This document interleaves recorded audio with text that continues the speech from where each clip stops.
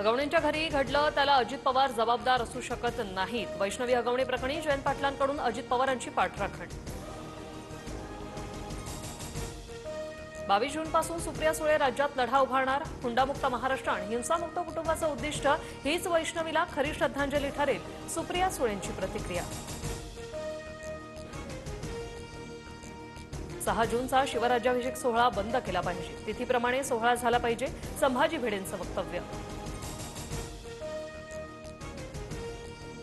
शिवराज्याभिषेक सोहळ्याबद्दल वाईट वाटत असेल तर दृष्टी तपासावी. जयंत पाटलांची संभाजी भिडेंवर टीका.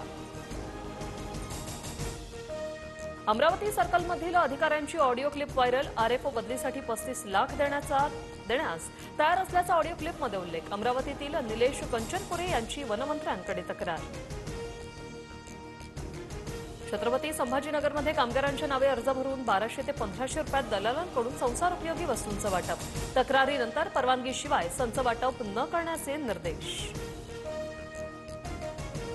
छत्रपती संभाजीनगरमधील घटनेप्रकरणी कारवाई करू. फडणवीसांची प्रतिक्रिया. तर राजरोसपणे महाराष्ट्रात लूट सुरू. जयंत पाटलांची टीका. मुंडेंकडून काढून घेतलेलं खातं अखेर छगन भुजबळांकडे. मंत्री छगन भुजबळांकडे तिसऱ्यांदा अन्न व नागरी पुरवठा खातं. मुंबईत पालिका निवडणुकीसाठी भाजप मिशन 150 राबवणार. देशाचा आर्थिक केंद्रबिंदू ताब्यात घेण्याचा भाजपचा प्रयत्न.